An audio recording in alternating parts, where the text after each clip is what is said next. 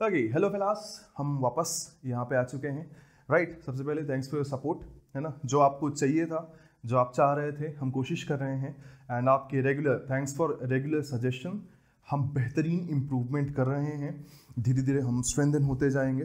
Right, ये अभी step wise process है और आई होप कि एग्ज़ाम होने के पहले मेरा तुम्हारा मोटिवेशन उस एग्ज़ाम को लेके, मेरा तुम्हारा रिवीजन कंप्लीट कराने को लेके, हमारा एक्चुअली जो हमारी टीम है, राइट, तुम्हारा रिवीजन कंप्लीट कराने को लेके और उस क्लैट के एग्ज़ाम को फोड़ने को लेके तुम्हारा मोटिवेशन और एंथुसियाज्म ख़त्म नहीं होना चाहिए। ये डे बाय डे बढ़ना चाहिए।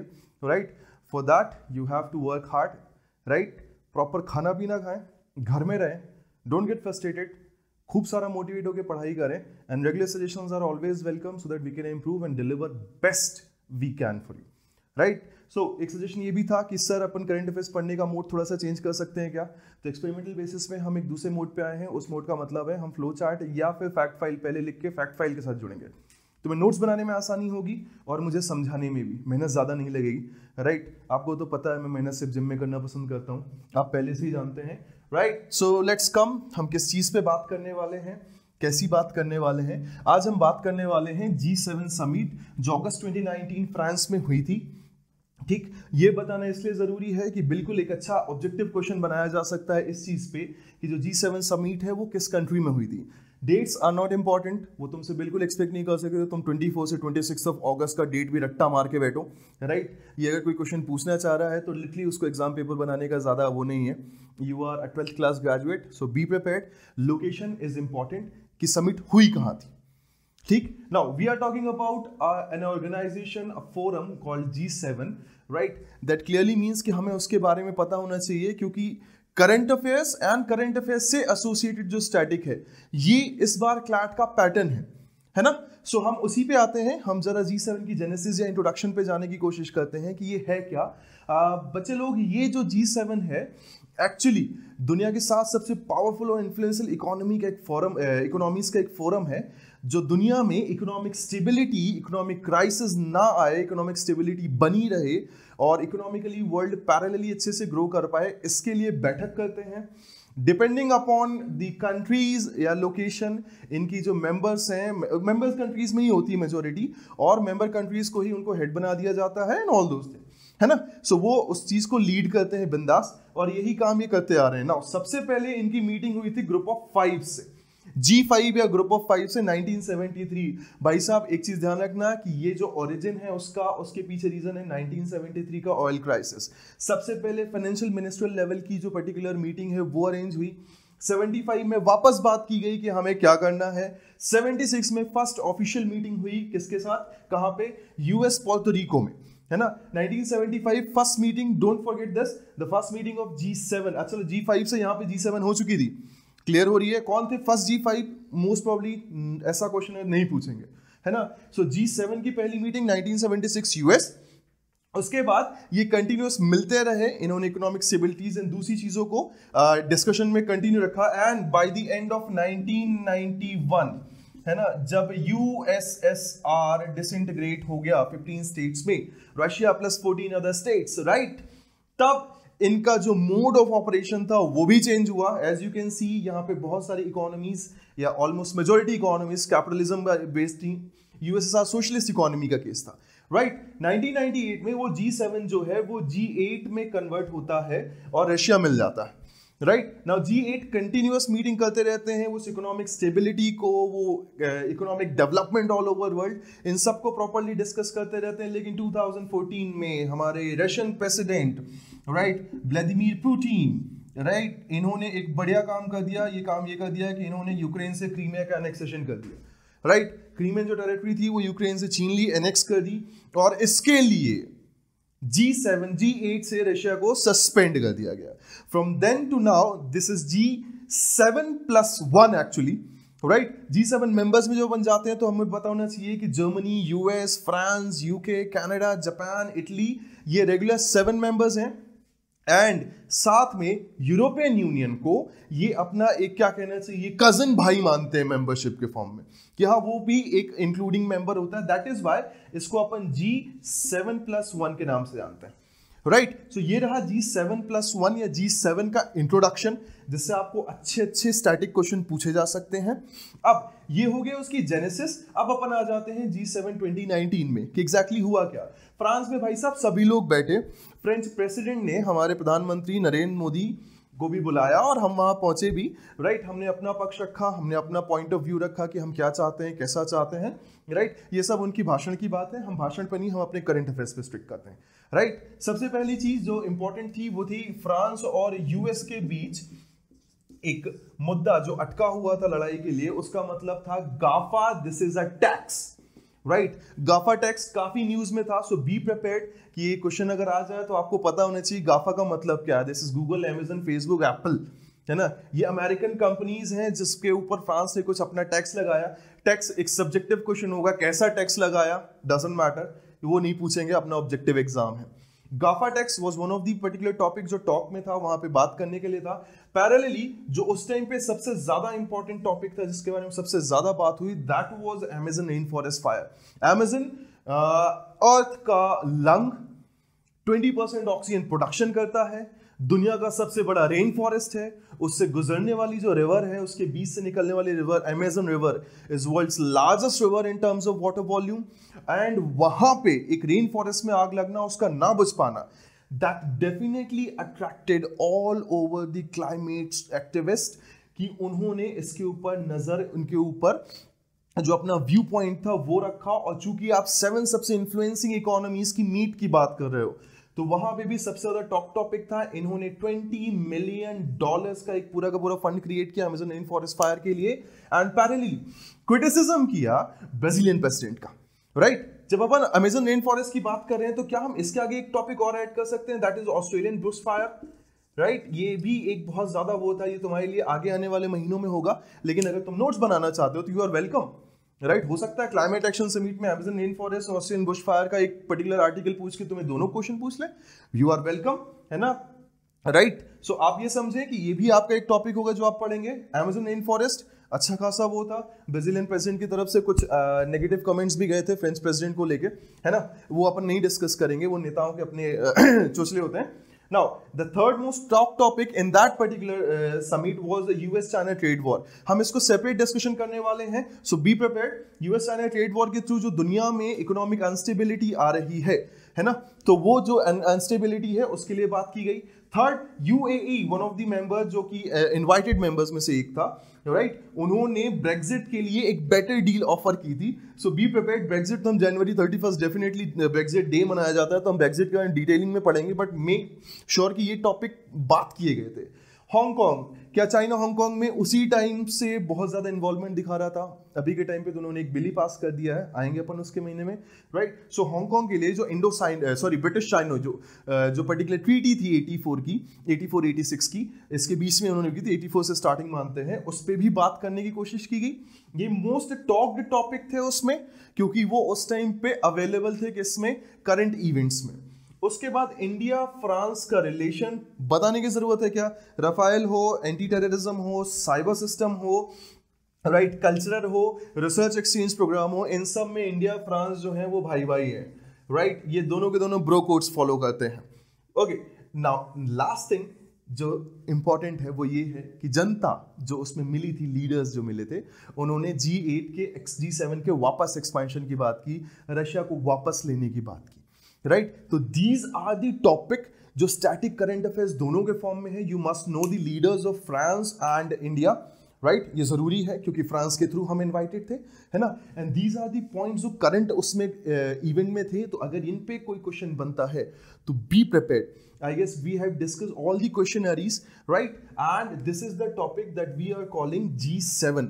बी प्रिपेयर्ड, है ना, और अपनी फैक्ट फाइल को मजबूत करें। If you are missing something then definitely do write in your notes, है ना, और उसको दिमाग में बैठाएं, right. Let's move to next topic. Okay, so last time we discuss G7, है ना, उसके बाद मैंने मेहनत की, वापस पूरा फ्लो चार्ट बनाया है, राइट। तो अपन आ गए किस पे, RCEP पे, रीजनल कॉम्प्रिहेंसिव इकोनॉमिक पार्टनरशिप, ठीक। क्या ये भी बहुत टॉपिक था? बिल्कुल था, राइट। ये चालू तो हुआ था जनवरी से, 2019 की बात करो तो नवंबर में आते आते इंडिया ने बोला भाई साहब हमसे ना हो पाएगा, क्यों ना हो पाएगा, कैसे नहीं हो पाएगा, उसके पीछे इंडियन गवर्नमेंट की तरफ से, फाइनेंस मिनिस्ट्री की तरफ से एंड डिफरेंट चीज़ों के डिफरेंट प्लेसेस पे अलग अलग रीजंस, अलग अलग तरीके भी थे, और इंडिया ने उन सारी चीज़ों को जस्टिफाई किया।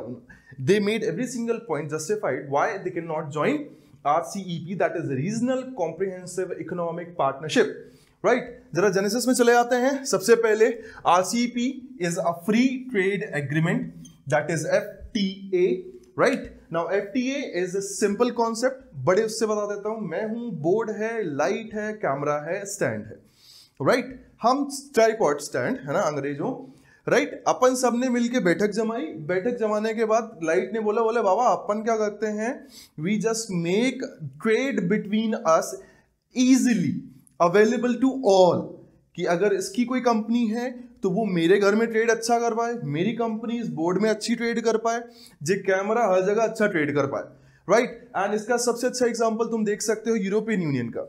उन्होंने अपनी करेंसी सेम कर दी, पासवर्ड सेम कर दी, बॉर्डर्स रेगुलेशन जो है वो इजी हो गए, जो बिजनेस लॉज थे वो ईज कर दिए गए, तो वो फ्री ट्रेड एग्रीमेंट कहलाता है, जिससे ease of doing business, export import, ये सारी चीजें क्या हो जाए, आसान हो जाए। जब अपन RCEP की बात करते हैं, the first meeting of RCEP, the first proposal of RCEP was in Cambodia 2012। Cambodia की कैपिटल है नाम पेन, स्पेलिंग इसकी P से चालू होती है ना, P is silent, right. So please make sure कि वो फर्स्ट मीटिंग किस साल में, which year and which place, जब प्रपोजल रखा गया, निगोशिएशन स्टार्ट किया गया, वो कौन सा, राइट। ओके, सो आसियान का समिट था नाम पेन 2012। उन्होंने आसियान और अपने FTAs, उनके पास 5 फ्री ट्रेड एग्रीमेंट पार्टनर्स जो थे उनके बीच में उन्होंने क्या किया, ये निगोशिएशन स्टार्ट की। Now 10 ASEAN countries and in 5 particular FTAs में 6 कंट्रीज थी, राइट। नाउ 6 कंट्रीज, बड़ा सिंपल सा फंडा है, एक जैसे अपना यहाँ पे लिखा हुआ है, उनके पास चाइना है, उनके पास इंडिया है, उनके पास जापान है, उनके पास कोरिया है, 4 हो गए। उसके बाद उन्होंने ऑस्ट्रेलिया न्यूजीलैंड ऐड किया, सो 5 members, okay. So overall 6 members हैं, वो 5 फ्री ट्रेड एग्रीमेंट मेंबर्स। इनके बीच में निगोशिएशन चालू होता है और वो 2019 तक चलता रहता है, कंटिन्यू। 2019 में एक क्वेश्चन मैं तुम्हारे लिए छोड़ देता हूं, 2019 में कैबिनेट सेक्रेटरीज की जो मीटिंग RCEP की हुई थी, वो किस जगह पे हुई थी, है ना, ये तुम्हारा क्वेश्चन है, तुम अपने से गूगल करो, राइट। अच्छे न्यूज़पेपर वाली वेबसाइट से ना, विकिपीडिया मत उठा लेना, है ना, अच्छे न्यूज़पेपर वेबसाइट से वो करो, और वो समिट कहां हुई है, ये तुम्हारा वो है। फिर वो समिट स्टार्ट हुई, और समिट के बाद फाइनली 2019 नवंबर में India decided to drop out. उन्होंने बोला कि नहीं, हम RCEP ज्वाइन नहीं करना चाहते, राइट। कुछ रीजंस हैं, पहले रीजन यहां लिखे हुए हैं।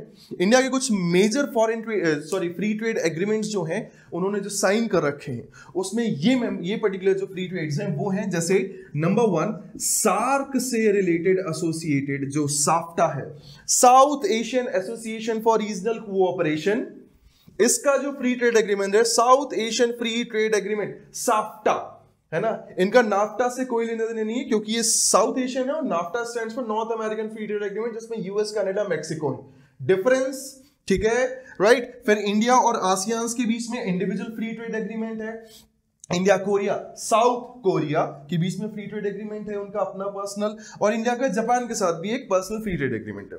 तो अगर मैं FTAs, ASEAN members, FTA members को देखूं, तो इंडिया के पास कोई खास बेसिक रीजन नहीं बचता एक बड़े RCEP या कॉम्प्रिहेंसिव इकोनॉमिक पार्टनरशिप में जुड़ने का, एक्सेप्ट फॉर वन थिंग, कि ये दुनिया की 50% global population and approximate 40% global GDP. This data was of 2017, है ना, अभी मत लग जाना, पॉपुलेशन बढ़ चुकी होगी, इंडिया है ये, है ना। तो उसका एक लौता द सिंगल पॉइंट जिसके लिए वो अट्रैक्टेड थी Indian particular government, financial committees या अपन नीति आयोग कह दें या फाइनेंस मिनिस्ट्री कह दें, वो ये था। बट उसके लिए कुछ बेसिक चेंजेस चाहिए थे, जो अभी करंट इकोनॉमिक स्लो डाउन में शायद पॉसिबल नहीं थे। मैं रेगुलर सुबह शाम दाल चावल रोटी सब्जी खाता हूं, और कोई मुझे कह दे कि चलो चिकन मटन बिरयानी खाएंगे, राइट, तो हो सकता है मेरा डाइजेशन सिस्टम जो है वो क्या हो जाए, गड़बड़ हो जाए, और ऑलरेडी मेरा पेट कमजोर है, दिख रहा है ना, राइट। सो उन्होंने कुछ पॉजिटिव नेगेटिव पॉइंट्स रखे, अपने पर्टिकुलर पॉइंट्स रखने के बाद उन्होंने जस्टिफाई किया why we don't want to be part of RCEP and we are going to discuss those things, right. सबसे पहली चीज, इंडिया के पास प्रिपरेशन नहीं थी आरसीईपी ज्वाइन करने की। नंबर 2, इंडिया का ट्रेड डिफिशिट, राइट। ये दो मेजर रीजन थे, याद रखना। इंडिया का ट्रेड डिफिशिएंट चाइना के साथ हो, इंडिया का ट्रेड डिफिशिएंट दूसरे लोगों के साथ हो, ये हमारे लिए सबसे बेसिक रीजन बना। हम नहीं चाहते थे कि फ्री ट्रेड में हम टैरिफ कम करके अपना ट्रेड डिफिशिएंट बढ़ा लें, right. We are already under the condition जिसको आप इकोनॉमिक स्लो डाउन कहते हो। पॉजिटिव पार्ट इंडिया के लिए जो और माइनर पॉजिटिव पार्ट हो सकते थे वो ये हो सकते थे कि इंडिया का इंपोर्ट एक्सपोर्ट वाला पार्ट जो है वो स्ट्रांग हो जाता, ज्यादा इंपोर्ट ज्यादा एक्सपोर्ट कर पाते क्योंकि हमारे पास फ्री ट्रेड मार्केट एक और बड़ा हो जाता। दूसरा, एमएसएमईज को काम मिलना बंद हो जाता, सॉरी बढ़ जाता, बंद हो जाता बोल रहा हूं, बढ़ जाता। छोटे छोटे जो पर्टिकुलर प्रोजेक्ट्स हैं, दूसरी चीजें हैं, वो इसमें मिल जाते हैं। थर्ड पार्ट हो सकता है इससे हमारी एम्प्लॉयमेंट बूस्ट हो जाती क्योंकि नए नए प्लांट्स, नए नए एक्सपोर्ट इंपोर्ट बिजनेस खुलेंगे, that will help us growing employment. Negative part ज्यादा थे भाई साहब। सबसे पहले ट्रेड मैकेनिज्म, यार मैं नॉर्मल अपनी एक मिक्स इकोनॉमी को लेके चल रहा हूँ, कैपिटलिज्म सोशलिज्म मिक्स है।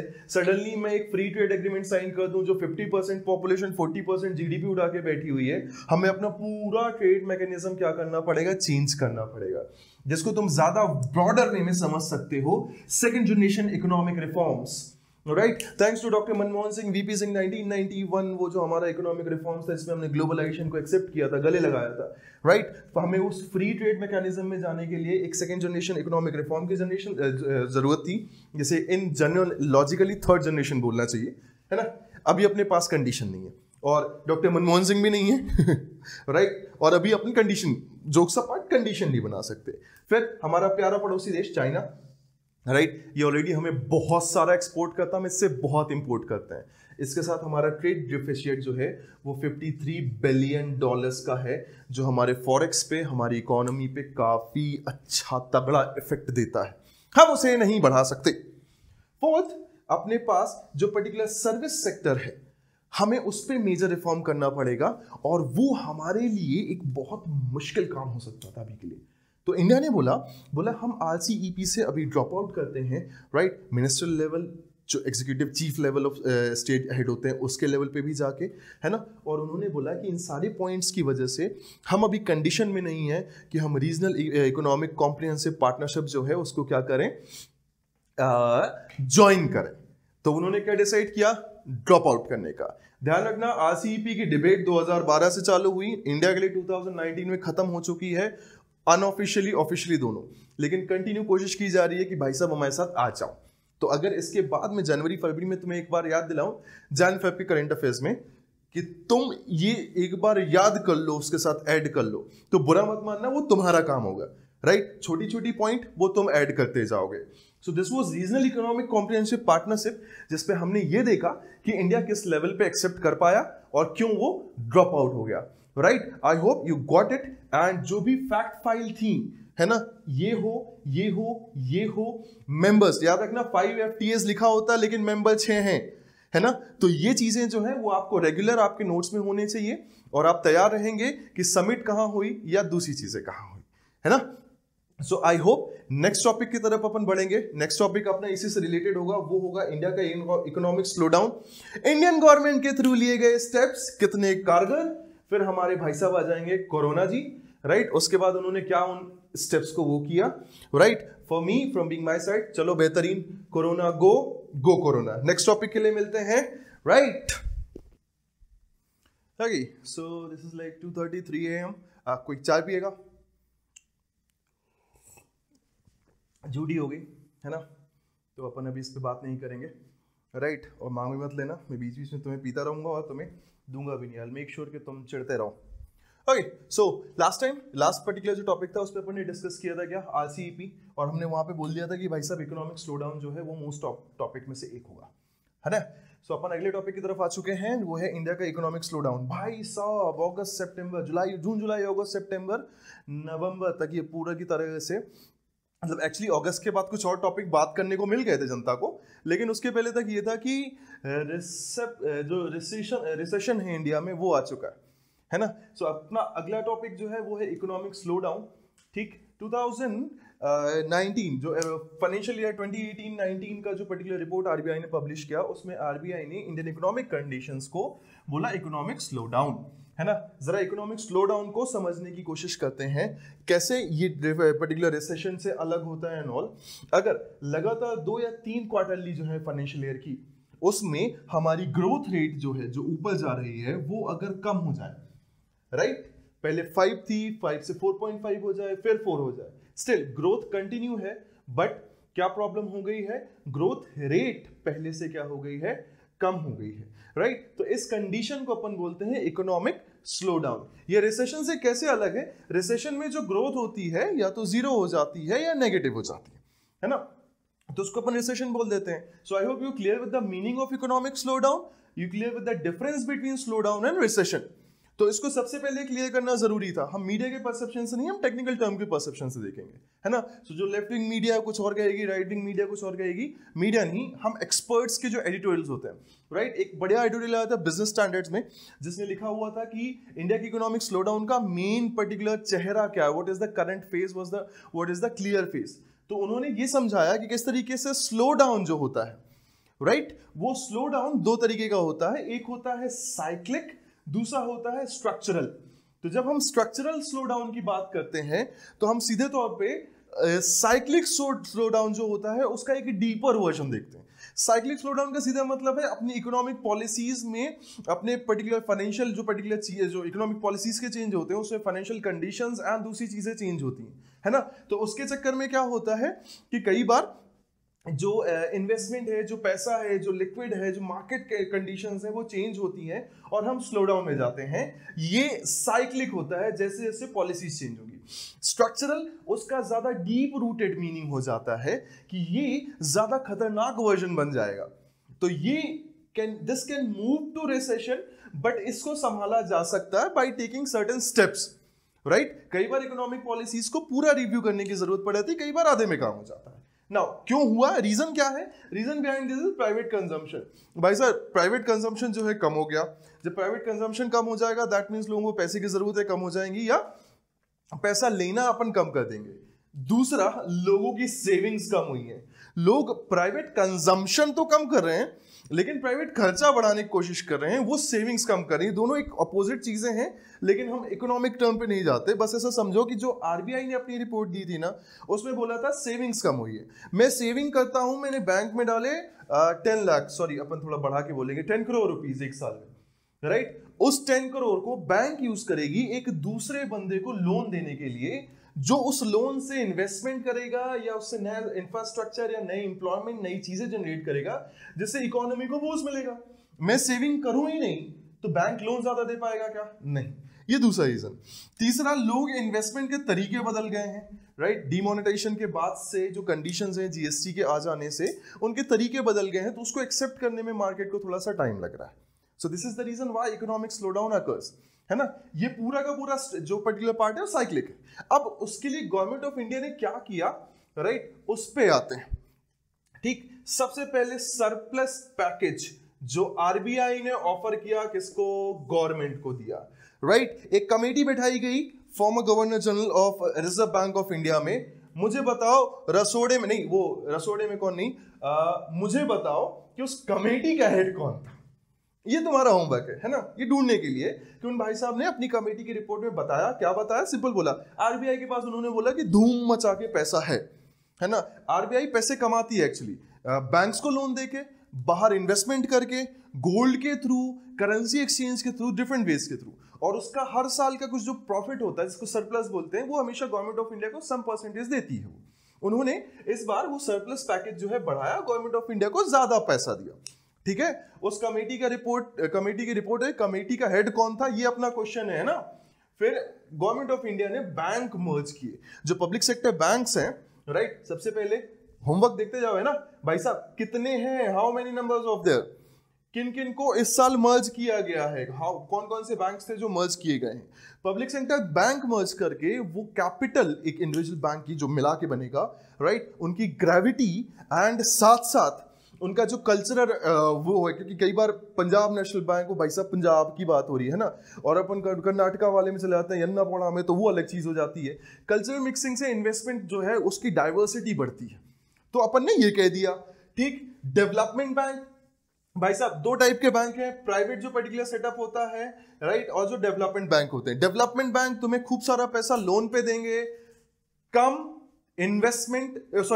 कम इंटरेस्ट रेट में देंगे और बहुत लंबे टाइम तक देंगे। सो मैंने 50 करोड़ रुपीस लोन लिया 50 सालों के लिए कम रेट पे। अच्छा, इनकी जो वो है इंटरेस्ट रेट है चेंज नहीं होते, और मैंने 50 साल के लिए लिया 50 करोड़। उस 50 करोड़ से मैंने एक इंडस्ट्री खड़ी की और 50 इयर्स लेटर वो इंडस्ट्री 500 करोड़ की हो गई, राइट। तो जो लोन मिलना था डेवलपमेंट बैंक्स को ओवरऑल मिल चुका है, लेकिन वो 500 करोड़ की इंडस्ट्री जो है वो आपको बहुत सारा एम्प्लॉयमेंट, लिविंग स्टैंडर्ड में आपको ऊंचा कर देना, बहुत सारा नई चीजें देती है।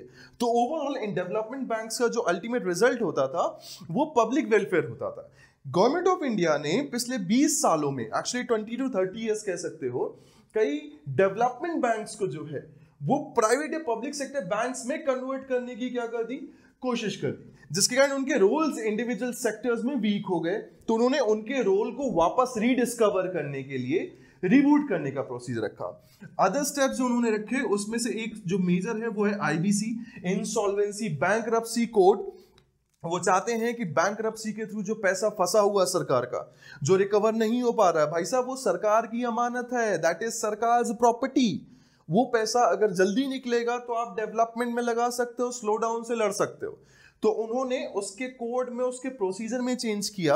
होमवर्क ये है कि भाई साहब पहले कितने दिन में रिकवर करने का वो था, प्रावधान था या पर्टिकुलर वो क्लॉज था, अब उसको कम करके कितना किया गया है। और मस्त क्वेश्चन तो ये है, आईबीसी इंडिया में आया कब, लास्ट वाला जो 2016 का था, राइट, वो किस तरीके से काम करता है। तुम तो भाई साहब आगे पढ़ने वाले हो, मैं अभी बता देता हूँ, ठीक। नाउ ये पूरा का पूरा सेटअप है जिसमें मेन रोल प्ले कर रहे हैं finance ministry, right, main role play कर रहे हैं आरबीआई, है ना, मेन रोल प्ले कर रही है जो भी पर्टिकुलर नीति आयोग की पॉलिसीज हैं, इकोनॉमिक सर्वेज जो हो रहे हैं। तो इन सब के लिए ध्यान रखना, जब इकोनॉमिक सर्वे होता है तो उसकी थीम पूछी जाती है, राइट, बजट होता है तो बजट की थीम पूछी जाएगी, आरबीआई के बारे में बात होगी, 1934 आरबीआई एक्ट, 1935 आरबीआई का establishment, right, who is the current governor of Reserve Bank of India, there are certain number of deputy governors, उनके नाम होने चाहिए, right, who was the former governor, इसके पहले जो थे, है ना। ये सारी चीजें आपके पास अवेलेबल होना चाहिए।